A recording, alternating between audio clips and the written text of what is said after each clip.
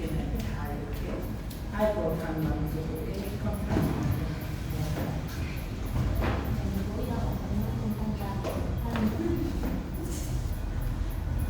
Yeah, okay, now hai chân đất chịu đi hai tay chân tay tay đây hai bài thơ nhằm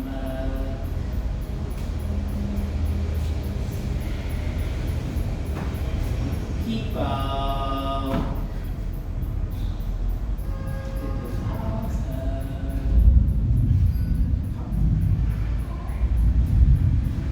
hít vào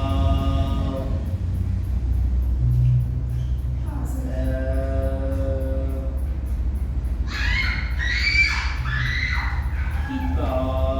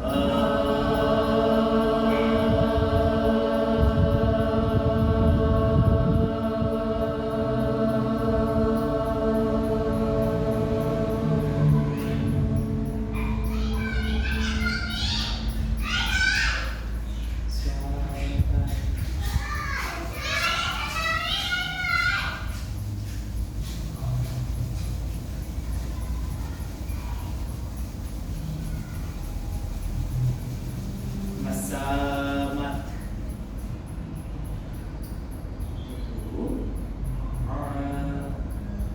okay biasa di Thai Thailand Thai Thailand Thai Thai bersama Thailand Forza Thai Thailand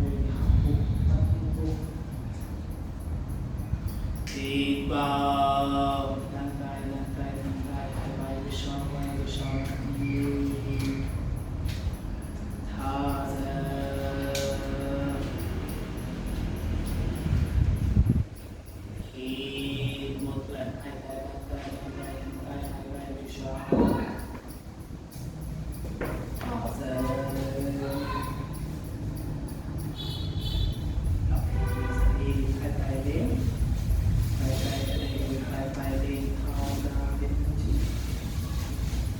hít vào hai tay lên thở ra bên tay trước hít vào hai tay lên thở ra bên trái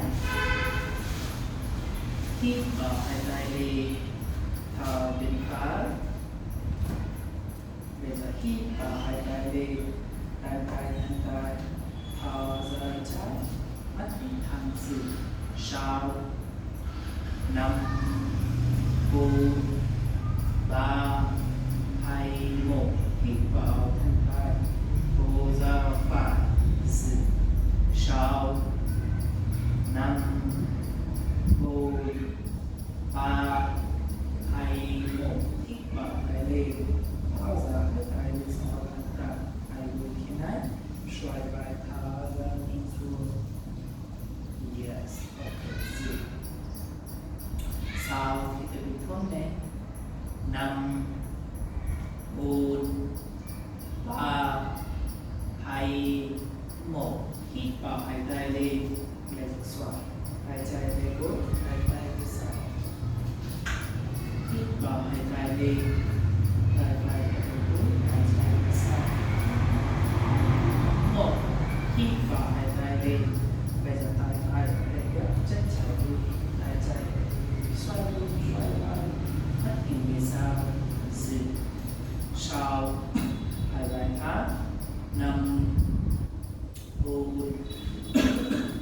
ba hai một hít vào hai tay lên thu ra đôi chân trên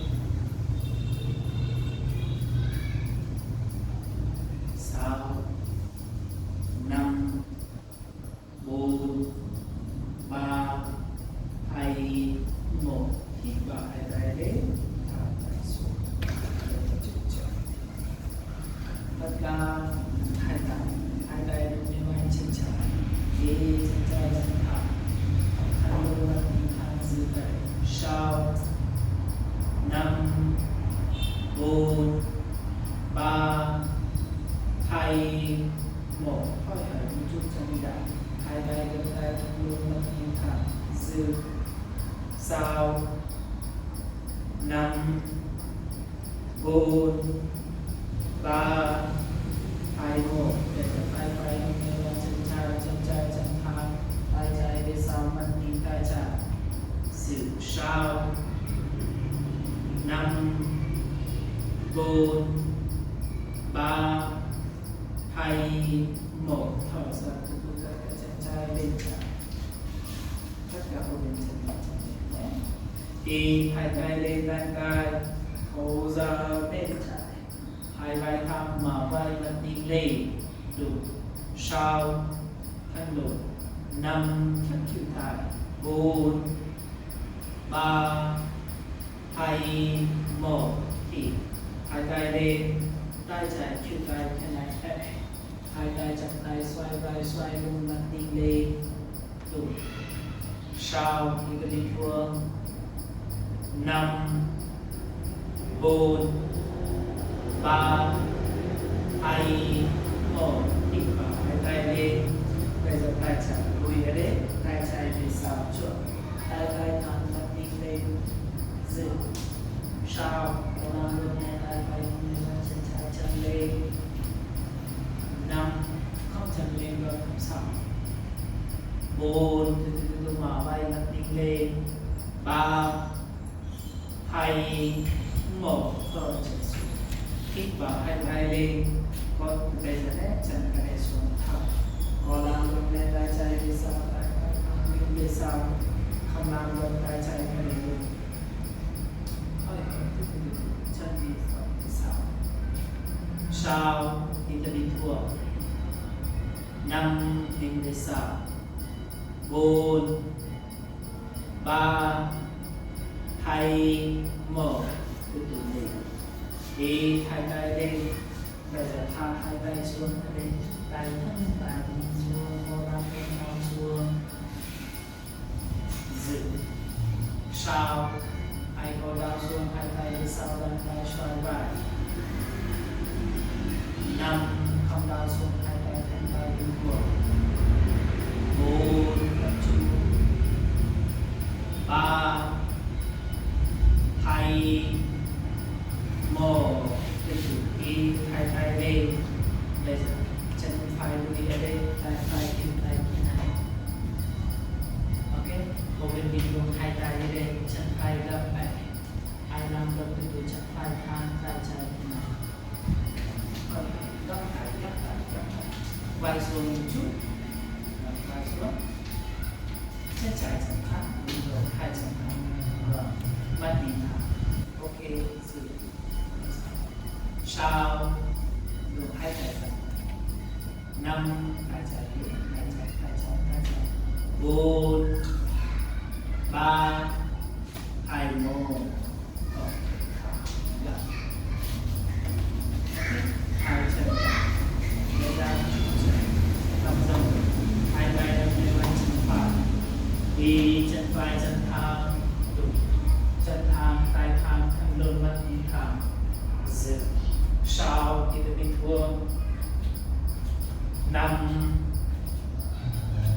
bốn ba hai bây giờ từ chân phải gấp đùi hai tay gấp tay thân lưng mắt đi thẳng đúng thẳng bằng sau chân lên một chút năm bốn ba hai một thả tay trái nâng lên chân phải xoay tay phải về sau tay vai ngang mặt đi tay phải vai thang thân lưng sau chân phải chân thang 5 4 3 2 1 thở ra chân phải lên phải. Ok, thì hai tay lên, hai tay lăn tay thân tay, thao hai tay lên bên phải, mắt nhìn thẳng. Ai làm được này quay về sau, mắt nhìn lên, dựa lên, sau thức kiểu đặt. 5 4 3 2 1 thì hai tay lên, xoay ra, thao tay chân tay, hai vai thang mắt nhìn lên. Dựa lên sau 5 4 3 2 1 hít vào hai tay ra tay, thả tay phải xuống, tay phải sang trước, tay trái thẳng mà vai hai vai thẳng mắt nhìn lên, dựa lên sau, có làm được tay trái nâng lên hai chân phải chân lên. 5 không chân lên luôn không sao đi xuống. 4 mà vai mắt nhìn lên. 3 2 1 hít vào hai tay lên, thấp tay này lên chân lên, hai tay xuống, thả tay phải xuống, tay trái thẳng, hai tay thẳng, mắt nhìn về sau, giữ, hơi về sau, 5 vitamin của 4 3 2 1 thì hai tay lên, thả hai tay xuống, tay xuống, đau xuống, dừng lại. Bây giờ có đau xuống, hai tay về sau, tay xoay vai, không đau xuống, hai tay của dừng sau. 5 4 3 2 1 thì hai tay lên, thở ra, tay trái tay này xuống, tay trái gấp cái này đuôi ra đây, hít lại tay ra bên này, ít vai xuống này, của bên bên này chân trái chân gấp tay.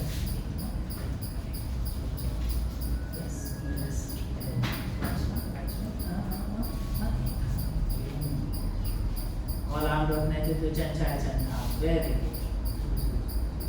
Sao phục 5 4 3 2 1 đúng rồi. Ok, bây giờ tất cả cái này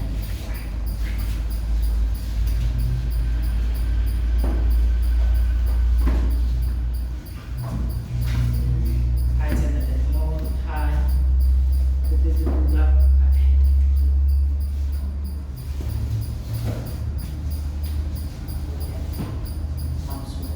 hai tay lên xuống, từ thở ra quay về sau, gấp lại chân,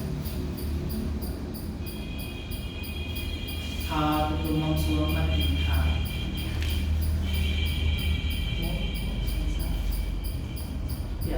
Đi hai vai về sau, vai về sau. Bây giờ có làm được này từ thân hai chân, không chẳng lấy hai chân xuống thôi, hai chân xuống, thả ra gấp, mắt nhìn thẳng. Tiếp đi từ hơi thả lưng, thả vai, thả lưng, thả mông, hai tay xuống, chân xuống, không tay lên, không chân lên. Vitamin thuốc, có thang mang, không thang mang, mở mắt, thả gấp. Bây giờ mông xuống tiếp, ôm bụng, đạp xuống. Sau 5 4 3 2 1 ok, thở vai về sau tiếp, thở ra từ vai về sau. Bây giờ đau xuống, ok, hai tay xuống, đặt hai chân, ok, dừng ở đây, hít thật bình thường, tất cả tập trung luôn. Sau không sao, bình thường. 5 đi thật bình thường thôi. 4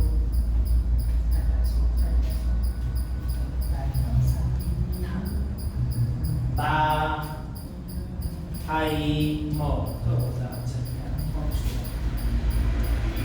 Bây giờ tất cả đi, hai tay đi, em thu thở. Hai tay đi, xuống ra xuống, hơi thở tốt. Giữ ra đây.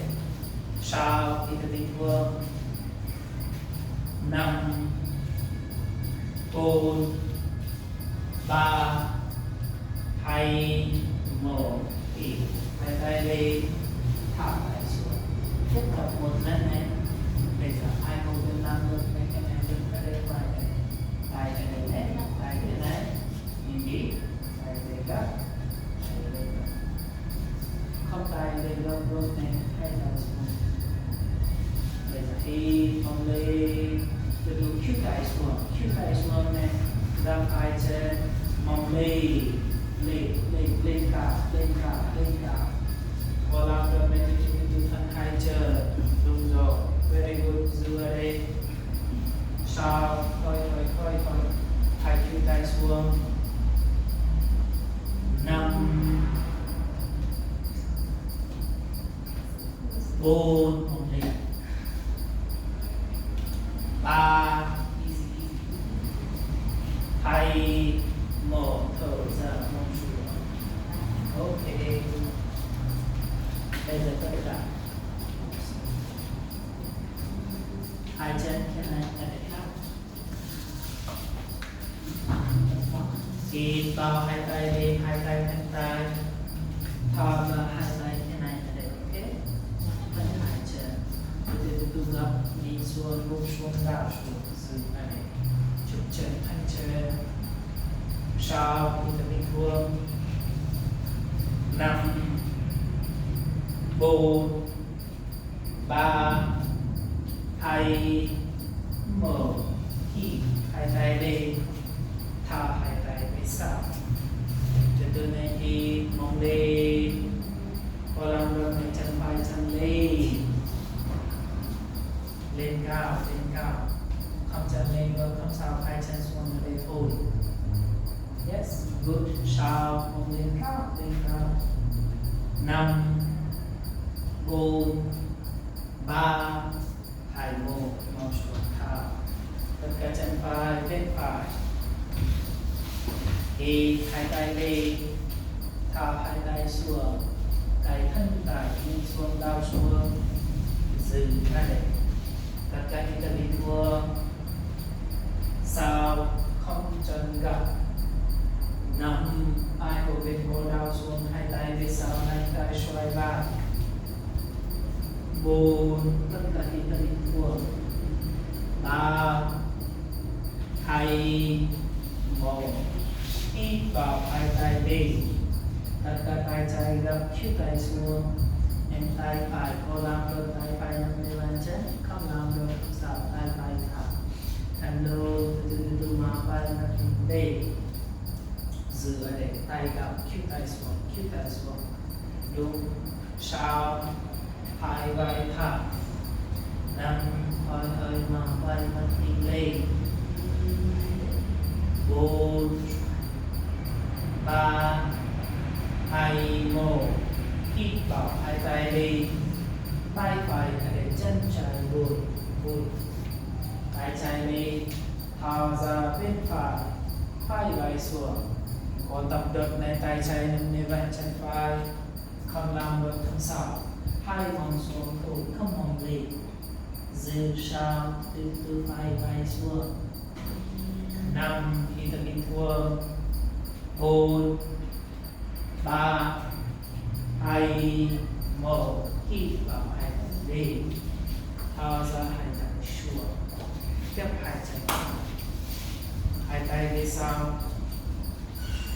sau, đi vào siết mông lên, đôi chân trái lên, không chân lên và không sao, hai chân ở đây xuống. Ok, có tập tốt này, mặt tin về sau, của bên bình thường này, mặt tin về. Sau mông lên cao, Tiếp một 4 3 2 1 thở xuống. Tất cả chân trái bên trái. Hít vào hai tay bên tay thân tay.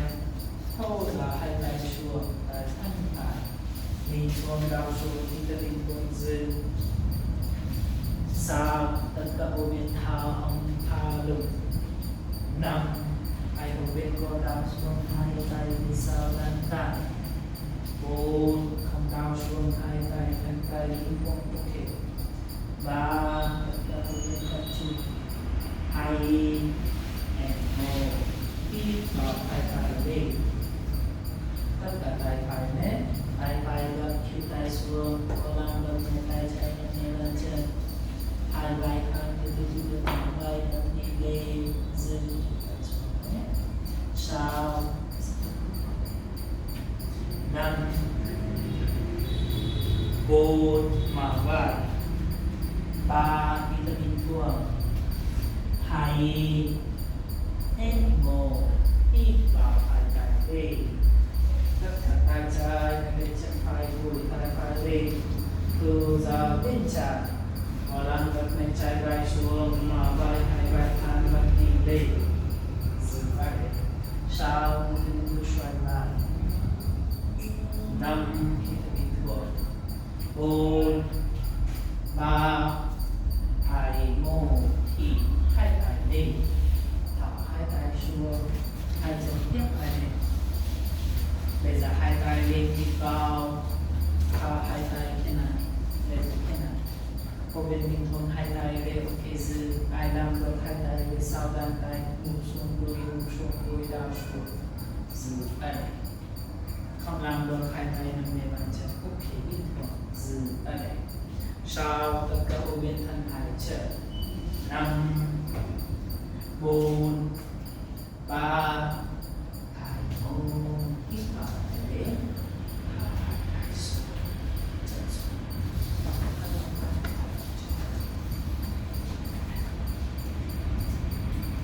hai tay ngăn hai xuống. 1 2 3 4 5 6 7 sau 5 4 3 2 1 thở sâu nằm tất cả.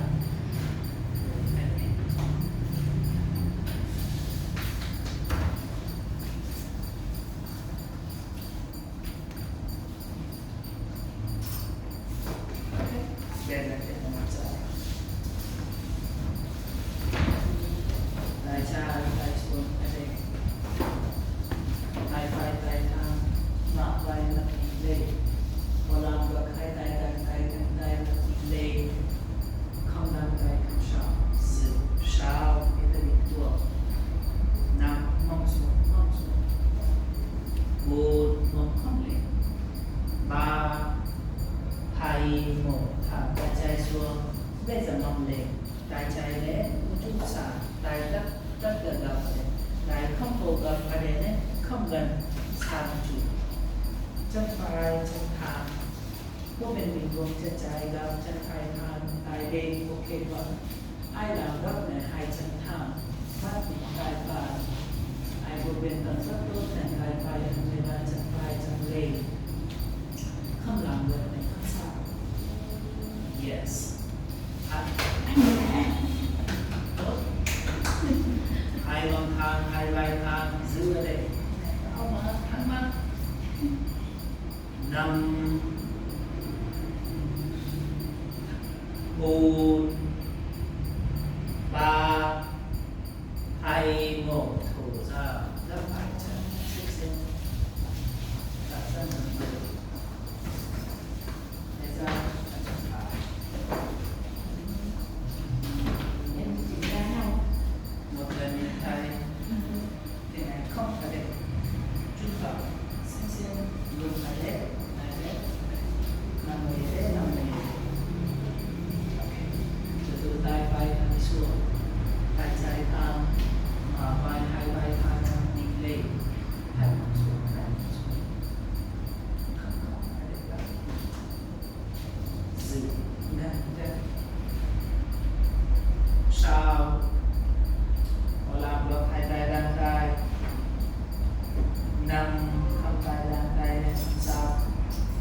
4 3 2 1 tay xuống nè, tay một chút vòng lên nè, tay một chút xả đậm lại chân trái thang tay lập có thể làm sao tay làm gì là được hai chân thang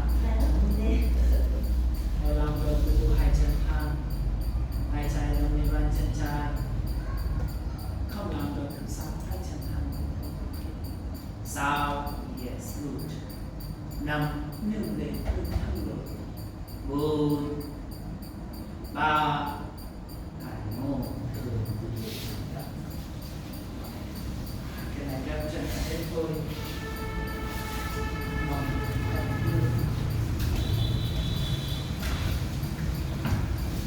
không mong lên thì gì nhé mong xuống hai bài đi sau không biết bình thường hai bài đi gần ai làm có này hai bài mong xuống lên không tay chặt tay được không sao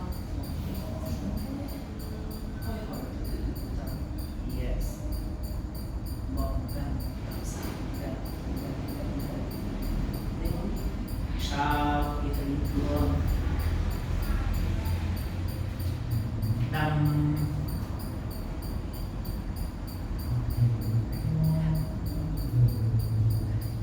4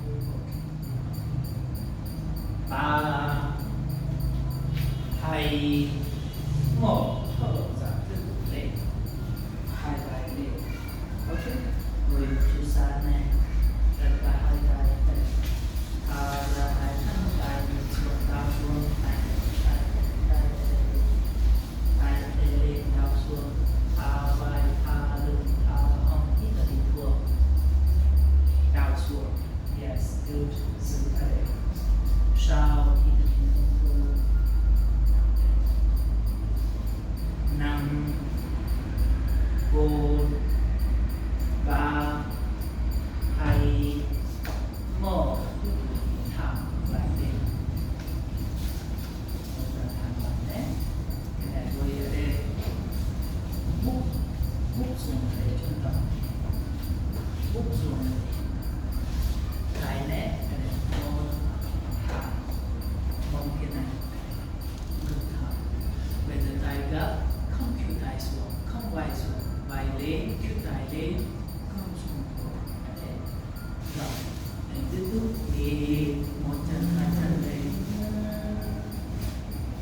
ok yes siết dựa lên thân hai chân về dặn chụp chân thân chân đúng rồi có thẳng mang tô tiêm bắt ok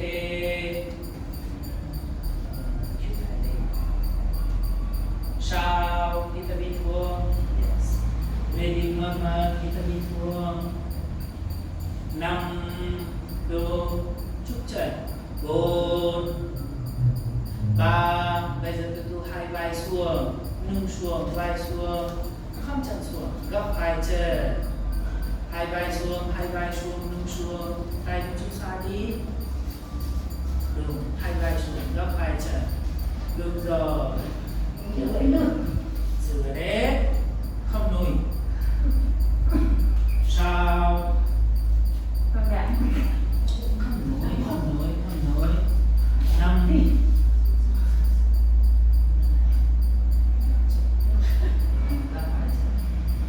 4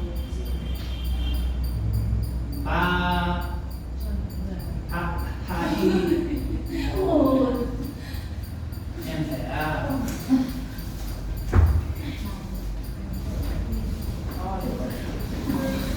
em rút đi hít thở bình thường 6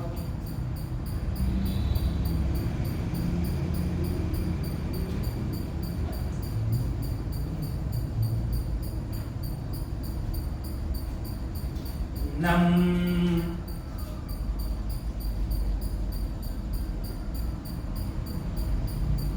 4 3 2 1 very nice okay okay now let's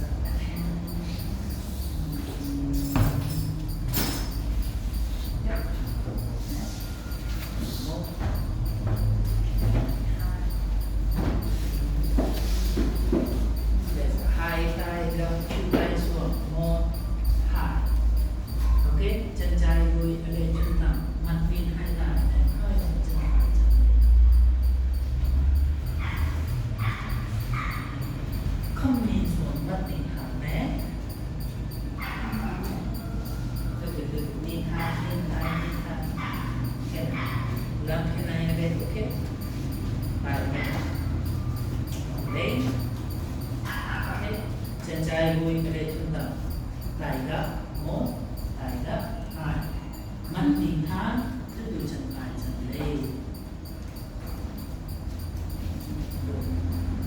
trai gấp phải thẳng vai thang mắt nhìn thang được siết nó hai vai lên hai chân sang sao năm hơi hồi đúng rồi bốn ba cố lên hai một thở ra xuống rồi xem rồi đấy dần dần lên nâng lên phải đất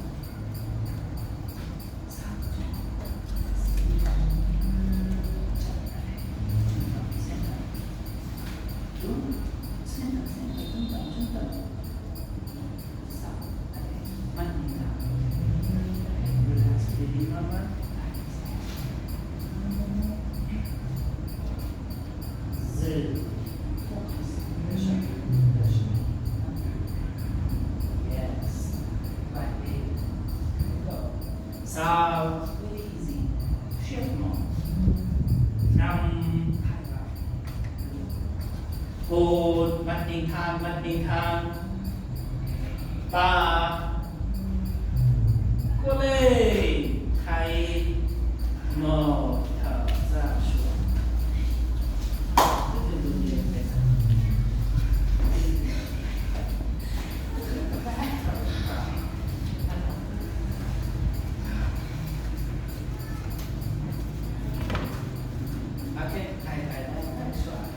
một hai ba bốn năm bốn ba hai một tay phải tay xuống chúng ta mắt ở đây thẳng không mắt ở đây thẳng ok tiếp tục tay trái tay bàn chân trái mình thái tay cái đây hồi không tay tay bola mình itu tay dan ada đùi bây giờ y chân lên mong một chút về sau mắt mình thẳng mong về sau vai về chân lên cao dừng ở đây mong về sau sau đúng mắt mình thẳng năm mong về sau bốn rồi chân thẳng chân ba hai một xuống đúng cặp dần đôi chân bắt đầu tay phải chân phải ok lên easy thôi đúng dễ sao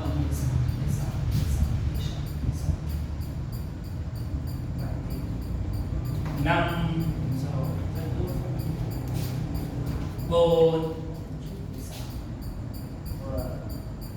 ba hai một lên hai tay lên đi hai tay xuống thả lưng tay ok nào đây là chụp chân chân trái chân kia này ở đây chân trái gập trên đi đâu một lần đi hai không chân ở đây chân tập một chút ở đây gấp cổ bây giờ chân phải chân một chút cổ không cổ trên đi được thế này không phải hai chân xoay yes hai vòng thẳng chân trái gấp chân phải thẳng hai tay lên hít vào xoay chậm thở tay chậm tay hai vai thang mắt nhìn trái ok mở răng gấp mắt nhìn lên giữ chân phải thang chân trái gấp thân luôn hai vai thang mắt nhìn lên giữ sao chân gấp gần chút chân กันจุดทั้ง3นำ bồn ba ai một để hít vào hai tay lên thật ra tay trái tay chân phải đùi tay phải lên mắt nhìn thẳng ok rồi mắt nhìn lên ok rồi và tập trung lên siết mông từ vai về sau tập nhìn về sau hơi mở mắt giữ sau vitamin thua 5 very good 4 3 2 1 tiếp tục lên tất cả hai tay thế này bây giờ thẳng hai chân trái chân thẳng tất cả bộ bên bây giờ chân trái chân né xoay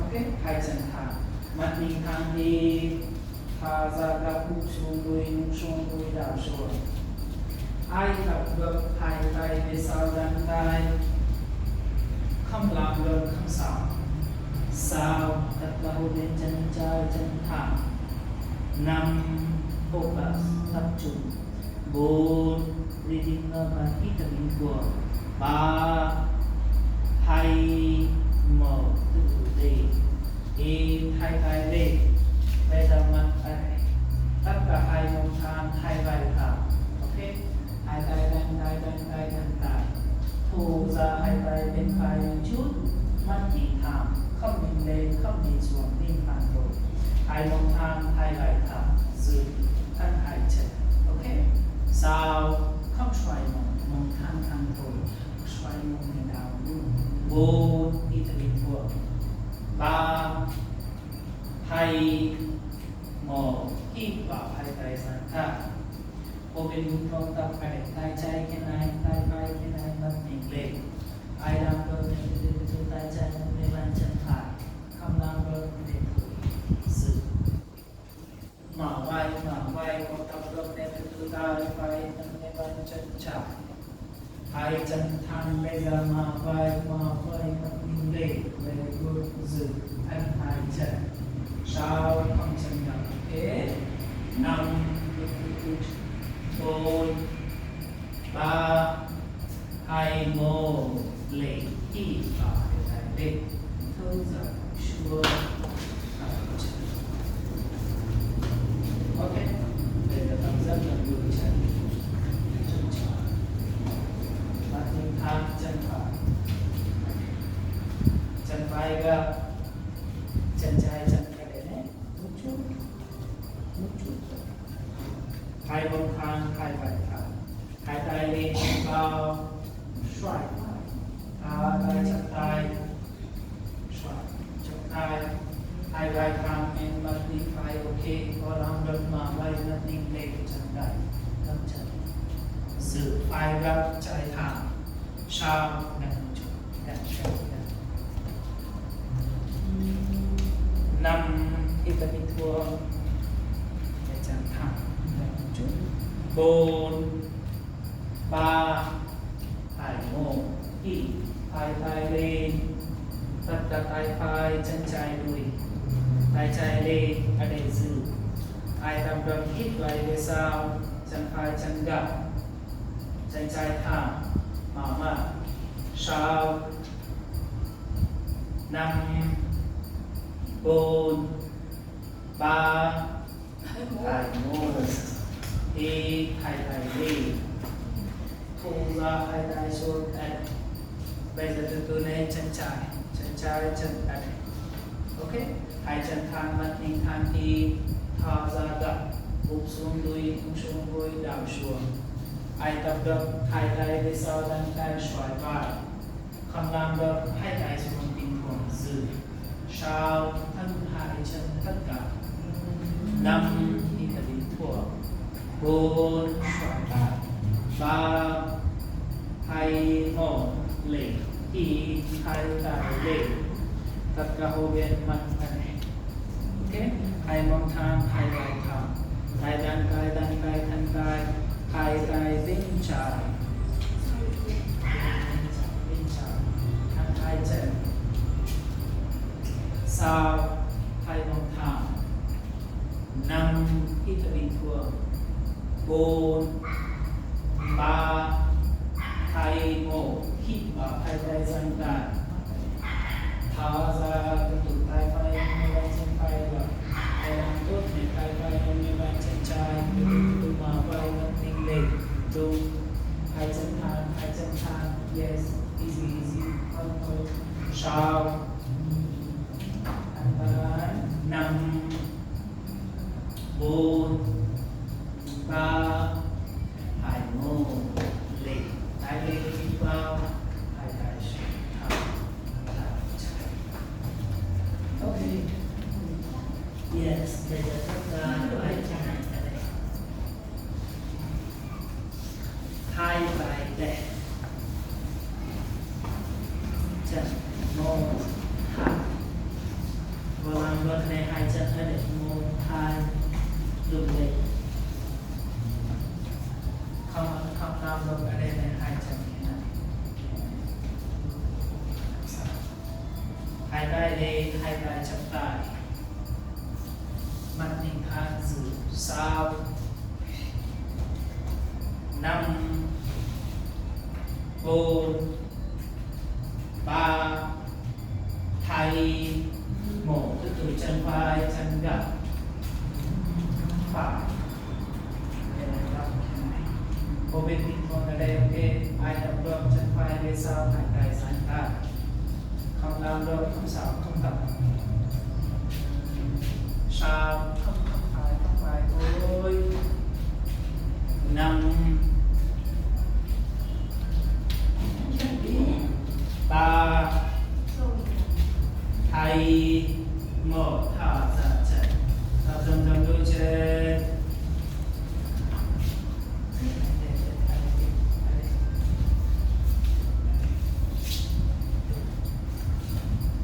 chân trái gập hai tay đi thả ra chân trái đi sau hai tay sang tay mắt nhìn thẳng siết móng thẳng độ sao năm bốn ba hai một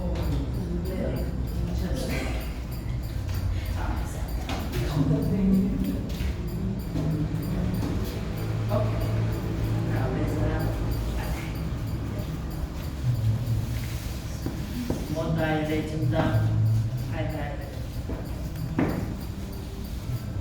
chân phải lùi cái này hai tay trung tâm thế này chân phải lại thế này từ từ chân trái chân cái này về sau lùi một lần đi hai lùi cái này thả ngoài đây có bên bình thường cái này ai tập được từ chân trái chân này mắt nhìn thẳng sự tập trung đúng thân lực nâng lên chest sao siết mỏng năm yes very good bốn có làm được tay phải bên phải ba rồi hai một dần tập dần đôi bắt đầu đi siết hơi rồi thằng lưu hai vai thang mắt nhìn thẳng siết một giữ sao tập trung thôi năm hô lệ bốn chân phải chân thang hôi ba có làm đôi tay trái ba đúng rồi hai một các giờ hồ mình về ra xa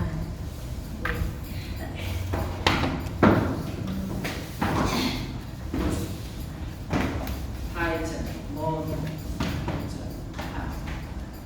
hai tay để sau lưng tay khi nâng lên mong về sau lùi sau xoay vai thả nhìn xuống đau xuống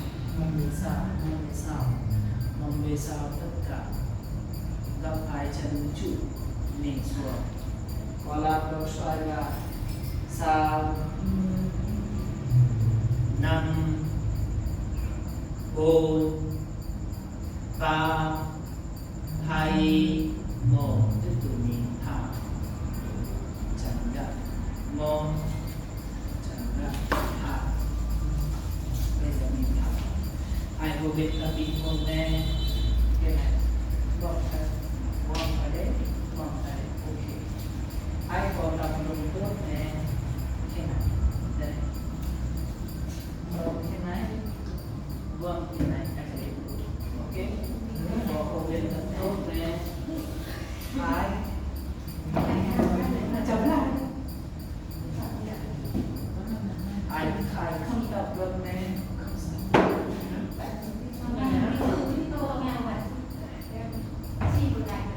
Okay. Yes. Beza. Beza. Beza. Thaza. Halgai Vishal. Do.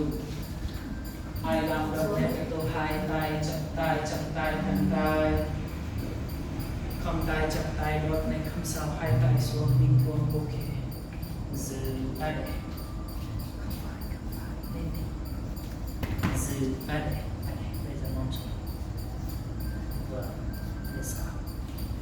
Yang mata okey thôi. Sao? Đúng, very good, rất tốt. Dựa để nằm cô đi 4 3 2 1 tiếp tục lên.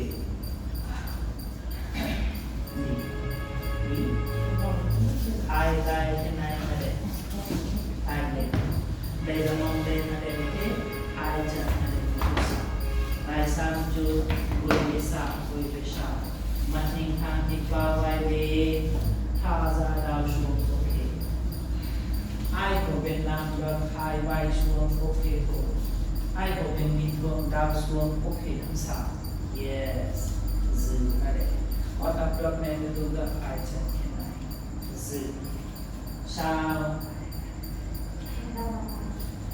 năm cố định tất cả bốn kita bình thường 3 2 1 thở ra tiếp tục mong bên sau em nha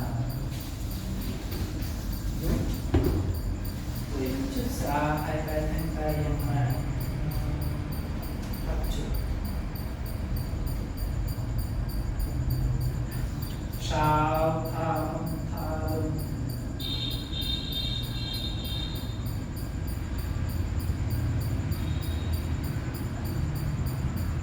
năm tập trung kita bình thường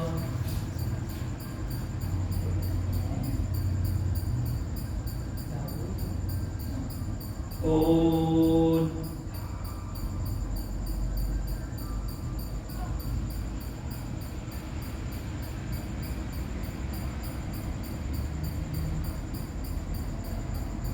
3 tekan kita bình thường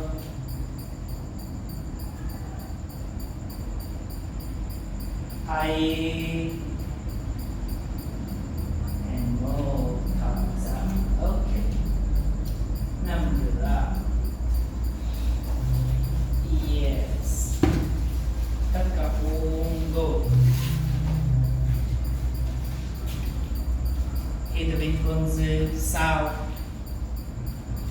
5 4 3 2 1 thở ra bây giờ chân phải chân gấp thế này hai tay cùng đuôi chân trái từ từ ba vai lại có làm được này hấp bụng hai vai đi đảo lên không đảo lên gấp không sao giữ ở đây sao thì phải bình thường luôn hai tay gấp 5 4 kita bình thường 3 2 1 thở ra xem đôi chân hai vai ôm đôi chân phải từ từ cử ra hai tay đụng sự ấn sao tất cả những cái bình thường 5 4 3 2 1 thả ra. Bây giờ hai chân này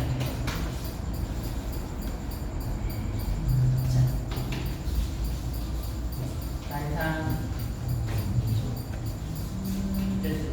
thì siết mông lên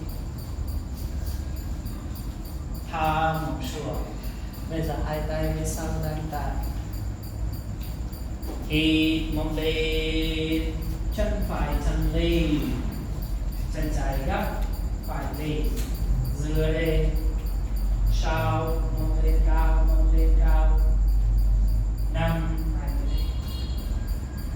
4 tay tay 3 hai tay xuống, 2 mông lên cao lên, and 1 xuống, cố lên, dựa lên thôi, tập dần dần đôi chân, hít mông lên, đôi chân, chân trái lên, lên cao, đụng, sau,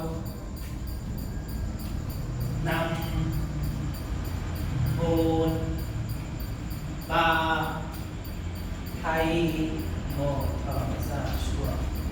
Bây giờ hai chân thẳng, tay xem ở đây khép tay nhé, mông lên nhé, khi siết mông lên, mông lên, dừng ta để sau, 5 4 3 2 1 nằm xuống, hai tay chân này ta để nhìn vào, hai vai lên, đau lên, hai tay nằm lên mặt chest, lên, khi ta đi qua, úp xuống đôi, đau xuống, dừng ở đây, ô lên, sao, đụng, tất cả,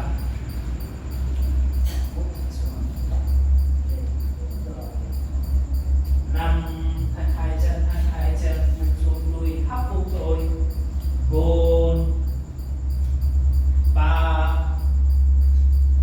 2 1 thở ra, nằm ra,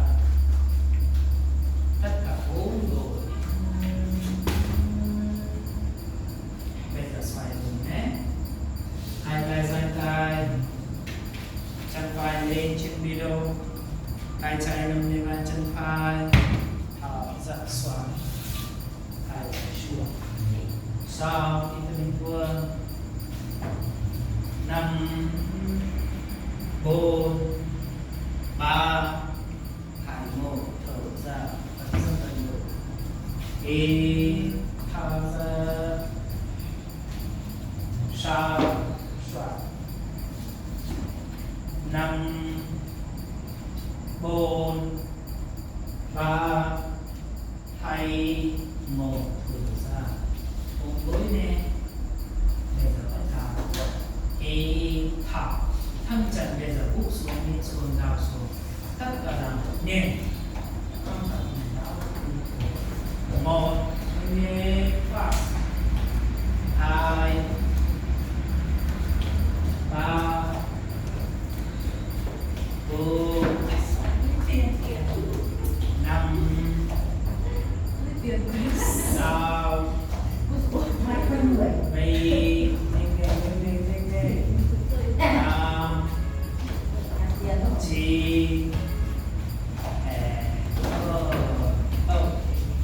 hai chân ra, vai chân hai đuôi vai bên trái hít thở, đuôi bên vai bên trái hít thở, đuôi bên vai bên trái, hai bên trái, and okay, thân trở relax,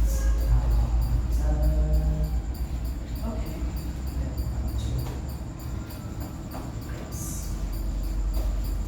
tất cả tập trung khi bình thường thở,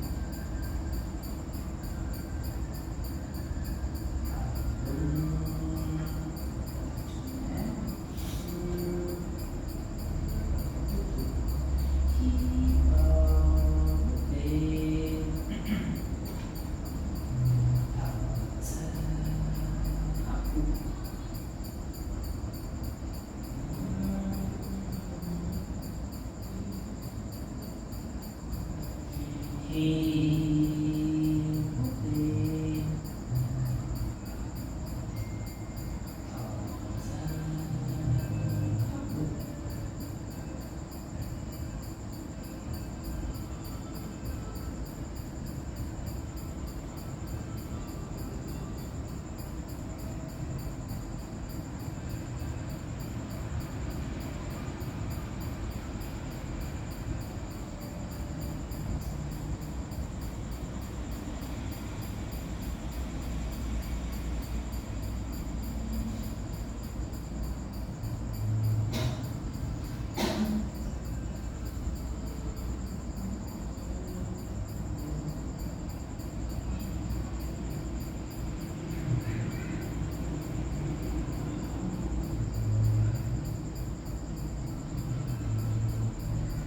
โอเคหายใจดีหายใจร่างกาย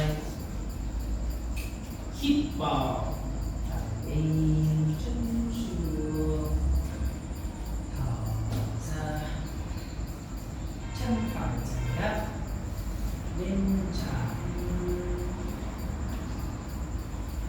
and go sit down please yes นาฬิกาอันโดนหายใจทางเยี่ยมมากดีกุเดทาฮับบุไอไอจับตาโอ้แหละโอ้พิเศษ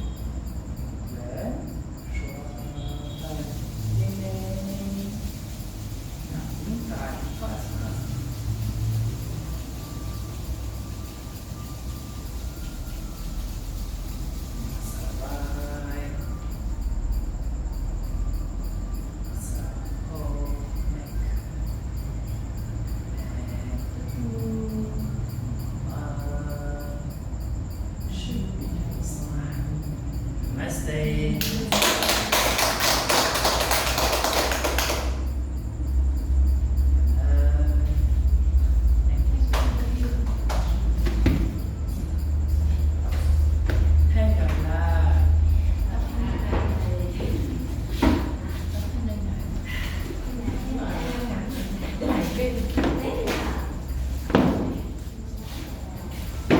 Bye bye. Bye bye.